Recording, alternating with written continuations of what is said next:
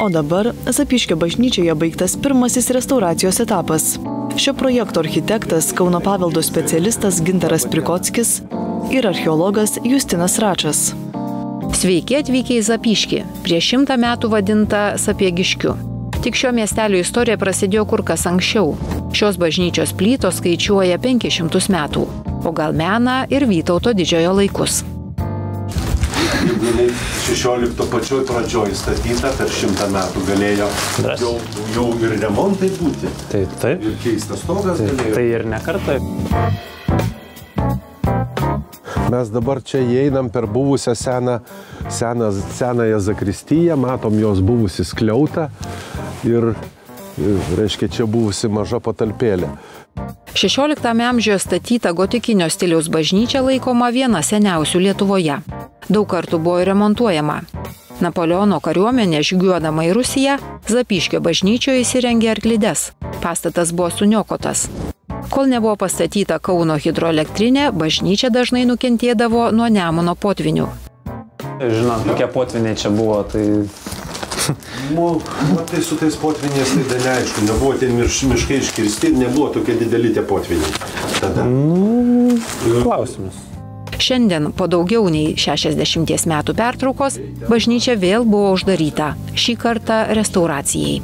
Pagrindinė visa koncepcija, kad mes praktiškai nieko net kūrinėjam, o mes tik tai atliekam konservavimo darbus. Pasibaigus pirmajam restauracijos darbų etapui, ši gotikinė bažnyčia bus šildoma infraraudonaisiais spinduliais. Manoma, kad anksčiau bažnyčia šildė krosnis. Ir buvo mums didelis atradimas, vienas iš tokių didžiausių bažnyčiai, būtent rasti šituos, aš dabar vadinu, altorių padus, bet galbūt net tai gali būti ir šildymo sistemos dalis, reiškia pečiai, kur galėjo po grindžiais eiti šiltas oras. Statybininkai tik tai atidengė ir bandys archeologai pažiūrėti, kas ten yra tuose užpilimuose.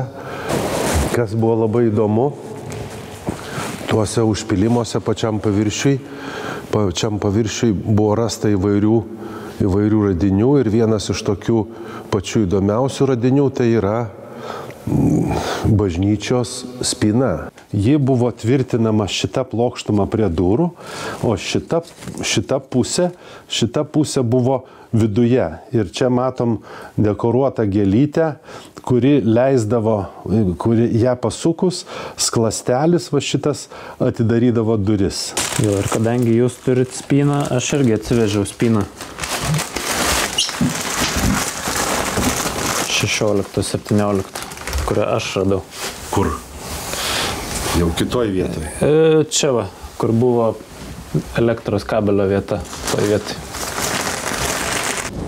Švento Jono Krikštito bažnyčioje buvo rasta ir piešinių. Manoma, kad tai gotikinės ir barokinės tapybos sluoksniai. Juos atnaujino architektė restauratorė Neringa Šarkauskaitė Šimkuvienė. Mes matom lik ir bažnyčios bokštą, lik ir mūro sieną po apačia, toliau pastatą, kuriame yra du veidai. Reiškia, tai patys įdomiausi tokie dalykai čia buvo rasti ir jie yra datuojami būtent bažnyčios pastatymo laikotarpiu 16 amžiumi. Visą laiką manęs klausia, ar yra kas nors, kas patvirtintų, kad ši bažnyčia yra vytautinė, tarkim, Vytauto laikotarpiu. Tai vienintelis radinys, kurį mes radom susijęs su Vytauto laikotarpiu, tai yra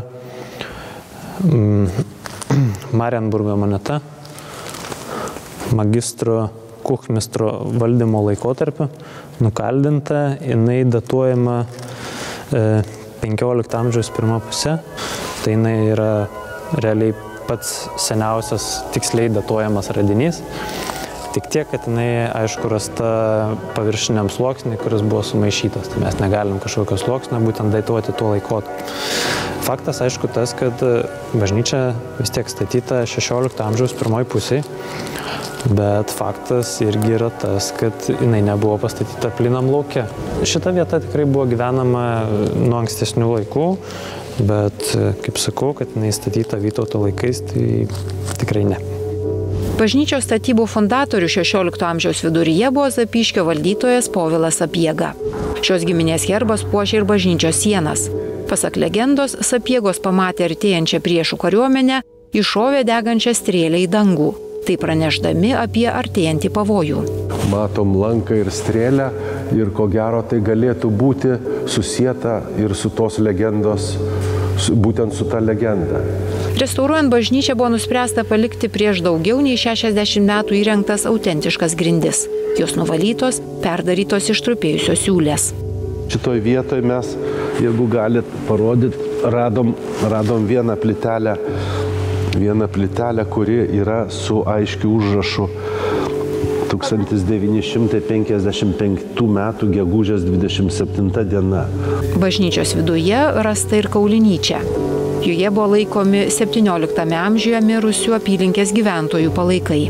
Kasant naujus kapus buvo suardomi anksčiau palaidotų žmonių kapai. Ir tie kaulai atpažindavo, kad tai yra žmonių kaulai, juos surinkdavo ir dėdavo į vieną vietą, tai šiuo atveju tą kaulinyčiai. Tai toje vietoje tiesiog jie, kad nesimėtytų, nebūtų kažkur perkasti ar dar kažką, tai jos tiesiog skraudavo tą vietą. Legenda byloja, kad anksčiau šios bažnyčios vietoje buvo senovės lietuvių šventykla su akmens aukuru, o įvedus katalikybę, senosios šventyklos arba Romuvos vietoje buvo pastatyti maldos namai.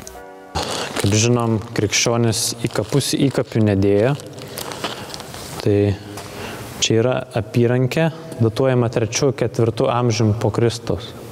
Tai yra 1200 metų iki bažnyčios pastatymo.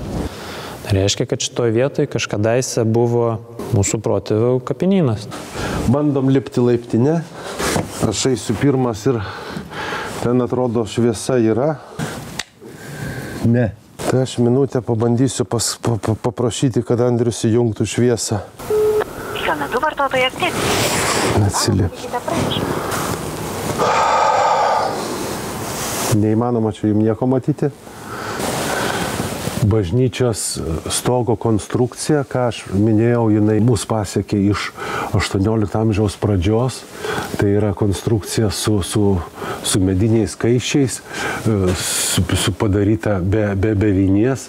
Ir ta konstrukcija yra visa dabar sutvarkyta. Didžiausias iššūkis buvo pats tyrimų plotas – net 7000 kvadratinių metrų.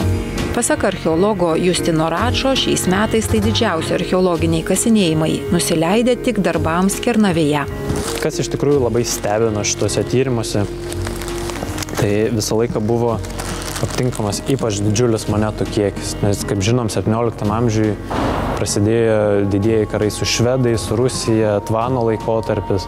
Turim galvoje, kad būtent 17 amžiuje čia prasidėjo būtent daug tų tautų ir jos visos paliko savo pėdsaką. Tai tas labai akivaizdžiai matosi.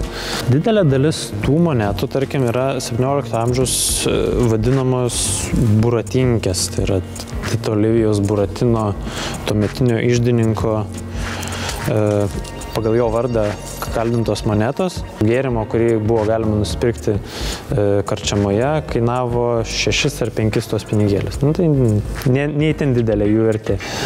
Keptuvės rankena. Čia į šitą vietą įsidėdavo tokią medinę. Keptuvė būdavo toks kaip dubenėlis su 3 kojomis ir su medinė rankena. Jo, kažkoks taip pat buvęs padelis. Įspūdingi naujai rekonstruoti metaliniai bažnyčios kryžiai puošti vitražais. Jų autorius Raimondas Bridikis. Įdomu, kad pamaldos senojoje Zapyškio bažnyčioje vyko daugiau nei prieš 100 metų. Tikimasi, kad ateityje čia vėl rinksis tikintieji, o muzikos atlikėjai džiaugsis gera akustika. Po choro balkonais 2 dalis įstiklinom skaidriomis stiklo pertvaromis, kad galima būtų vienoje pusėje ateityje bus zakristija bažnyčios, o kitoje pusėje galės persirinkti būtent tie žmonės, kurie dalyvaus ar tai koncertuose, ar kažkokiuose pasirodymuose. Bažnyčios sienose nėra nei vieno laido elektros po tinku. Niekur mes nieko nekapojom, neardėm ir, reiškia, pasukom galvą ir radom tokį būdą, kad po grindimis visų perimetrų mes pratempėm tos reikiamas inžinerinės komunikacijas ir toliau pastogėje tie elektros laidai eina iki kiekvieno šviestuvo, iki kiekvieno šildytuvo. Švento Jono Krikštytojo bažnyčios restauracija Kauno rajono iniciatyva pradėta prieš 1,5 metų. Projekto vertė beveik 2 milijonai eurų. Čia darbų vykdytojas Andrius ir mūsų Aivaras, mūrininkas, kuris visą bažnyčią savom rankom iščiupinėjo. Mes paruošėm kiekvieno fasado išklotinės, foto išklotinės mastelėje.